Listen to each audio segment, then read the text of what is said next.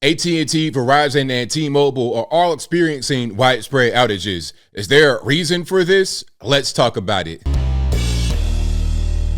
How's everybody doing? My name is Anthony Brian Logan, and today we got to talk about a widespread outage that is impacting AT&T primarily, but is also affecting customers with Verizon Wireless and T-Mobile. Now, this was first noticed at about 4 a.m. this morning. People were on their phones using it as normal. Then all of a sudden, they stopped working. The phone switched from 5G, 4G, whatever it is, to SOS mode only. So if you didn't have any Wi-Fi nearby, you could not make any connections. Your phone would still physically work. You could still use apps and whatnot, but you could not connect to any services due to the connection being broken. Now, there's been no official explanation for the outage, but there are two theories floating around. The first theory is space weather. I'm not making that up. We'll get to that particular issue a little bit later. But the second theory is a cyber attack. Now, this very well could be happening. Cyber attacks are a real thing. They happen all the time. When you're talking about Verizon Wireless, AT&T, T-Mobile, etc., they're going to have very robust teams to protect against that. And they probably collaborate with the U.S. government to keep everything secure, because it's not just your cell phone that might not work. You're talking about emergency services, things that we really need in this country, aside from talking to texting and whatnot, right? Now, people are saying, hey, this reminds us of the movie on Netflix produced by the Obamas called Leave the World Behind. Now, if you've not seen that, here's a brief clip from it to let you kind of understand why that connection is being made. Check it out. Disable their communication and transportation.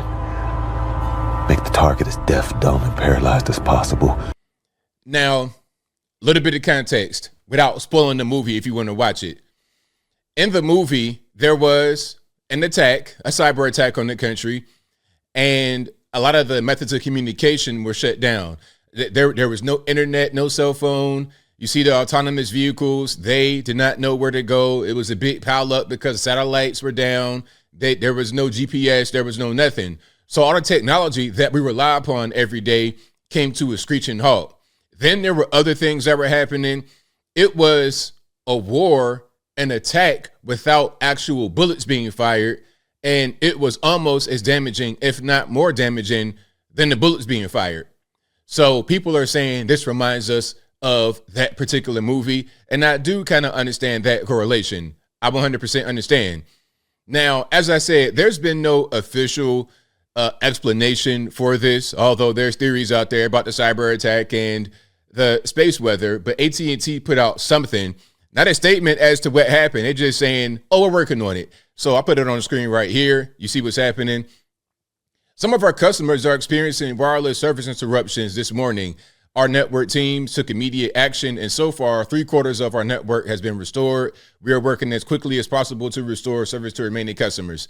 So by the time you see this, it may totally be fixed, and you might not have experienced any outage, because by the time you got up and started moving and use your phone, it might have already been resolved if you have AT&T, T-Mobile, Verizon, or whatever. Okay, and this statement right here is from AT&T.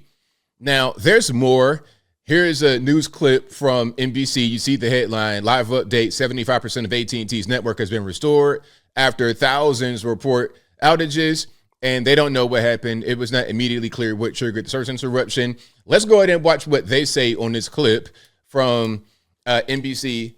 Then we're going to get to the whole space weather kerfuffle and see if that may have had an impact on it. And of course, everything I'm talking about right now will be in the box. If you're on IG, visit a link in the bio, go to the correspondent article on the website. But without further ado, let's go ahead and roll it.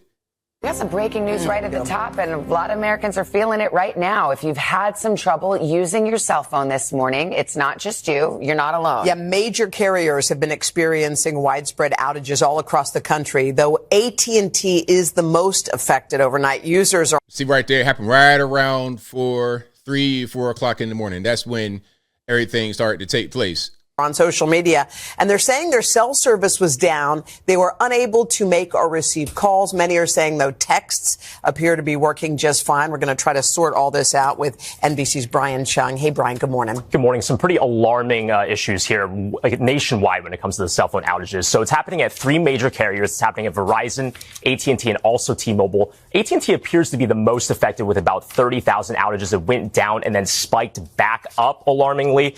We've also seen issues around 1,000 in number at Verizon and T-Mobile. And what seems like a good sign, AT&T outages, they did dip. But again, we're going to see whether or not after they spiked again, can they really resolve those issues? Now, my question is this just the number of customers who are impacted? 30,000, that's not a lot of people. I want to know what they are actually counting as an outage. Is it an area? Is it a tower? Like, what are they really talking about? Because I know it's more than that many people. A nationwide outage with only a small town affected, it doesn't make any sense. Now, some of the most affected areas so far, they include San Francisco, Los Angeles, Houston, Atlanta. So it's happening in many pockets across the country. And there have been alarming reports from the San Francisco Fire Department that they can't get 911 calls. So this is really impacting some emergency services. We don't know what the reason is for the outage. The San Francisco Fire Department is saying in some cases you should try to use a landline, and we reach out to all of the companies for comment. We have not heard back since. I mean, what's interesting is that it's more than one carrier. So, I mean, there's a range of possibilities, I suppose, and we just don't know yet what happened here. Right. Like, is it something that could be hacking related? Is it something that could be weather related, satellite related? We don't know at the moment. We're trying to get more information, but we have not heard back yet. But it's affecting big cities right now. That's where you're getting the most reports from. Yeah, major and cities. Even anecdotally, I mean, even this morning we've heard of some of our own colleagues having issues reaching some of us by cell phone. But again, this is happening. It's still happening. We're trying to see how. Interesting also that it's nationwide. There's not one region affected. Right. Yeah. And nothing from the carriers. You said they haven't made any comment as to what's going on. They have not, no. But again, we've been hearing of issues in South Carolina, in New York City as well. So again, it seemed like AT&T was able to make the number go down, but then it spiked back up again. So again, it's just, we're not out of the woods yet. So if they made a number go down, if they were able to fix it and then something broke again, what caused that to happen? Is it an ongoing thing that they're having to deal with? I don't really understand, because you would think, okay, you fixed it, then it's fixed and you can continue to fix it. It's like a power outage after a storm. You fix it, move on, fix it, move on. You're not going to keep having more after the storm is over. Okay, that's what I would think. But there's more here. Let's get to the space weather component, because they said it was a solar flare that happened on Thursday, which is today, and that might have impacted it. Let's check it out. Good morning, Oklahoma. Maybe you're looking at your phone and it's saying SOS. What's going on? My husband had that this morning and he's freaking out. And I was like, did you do your phone updates? No, this is all happening at 3 a.m. So we did that. Coming to work. He's not the only one, guys. If you're experiencing that, it may be a result of space weather. Okay, I'm going to do my best to explain what's going on. Let's go ahead and take a look. So there was a strong solar flare event that happened just after midnight, and they actually captured an image of it right here, okay? I had to look up this scale. I wish I knew everything about space weather. That's a whole different specialty. But R3, that's for radio communications. It's on a scale of 1 to 5, and 3 is pretty bad. That means it impacts radio communications for a few hours after this happens. And so right now that could be impacting some of our technology. And sadly, we're entering a solar maximum where we're going to see more and more solar storms, solar flares. And it's never happened in this time of human history where we're relying on technology like we have never before. So interesting time. Hopefully they'll fix it. But the good news is, at least when you're on Wi-Fi, you should be able to still text and call people, right? But there is an effect on radio. It peaked right after midnight. And there you go. A flare is an eruption of energy. You have these electromagnetic waves shooting towards the Earth at the speed of light. So it's almost immediate impact on the light side of Earth where the sun lights up. And so there you have it. So it could be a solar flare, could be a cyber attack. Any of the above. I don't think AT&T, Verizon, T-Mobile, I don't think they really know what's going on. And then if it's a solar flare, my question would be, how are they able to restore service after a solar flare event? How does a solar flare knock it down and keep it down? If it only impacts it for a brief period of time, does it automatically come back? Like, I want to know a little bit more about this particular theory here. So again, could be a cyber attack, could be space weather, solar flare. I don't really know. But by the time you see this, I think they're going to have a lot more service restored. But there was a really big outage and it caused a huge problem all over the country. I'm not quite sure about the rest of the world, but definitely here in the USA, it caused a big problem. Now, as I close, I want to say this. Shout out to everybody out there with AT&T. Hopefully your phone is back on and everything is on the up and up. Okay, we can't have the phones. Like, we rely upon technology so much. If a phone is down for just a little bit of time, it's going to impact so much. People being able to travel, people being able to go to work, people being able to do work. There's so many things impacted. Maybe we're a little bit too reliant upon technology, and events like this kind of remind us to kind of keep things as simple as possible whenever we can. But I think I'll leave that right there for now. And what say you?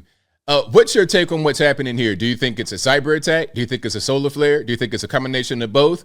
Do you think it's just random, just a random coincidence that you have AT&T, T-Mobile, and Verizon experiencing outages at the same time all over the country, different parts of the country? Whatever your thoughts are, let me know in the comments below. You guys know where I'm at. I'm leaning more toward a solar flare theory.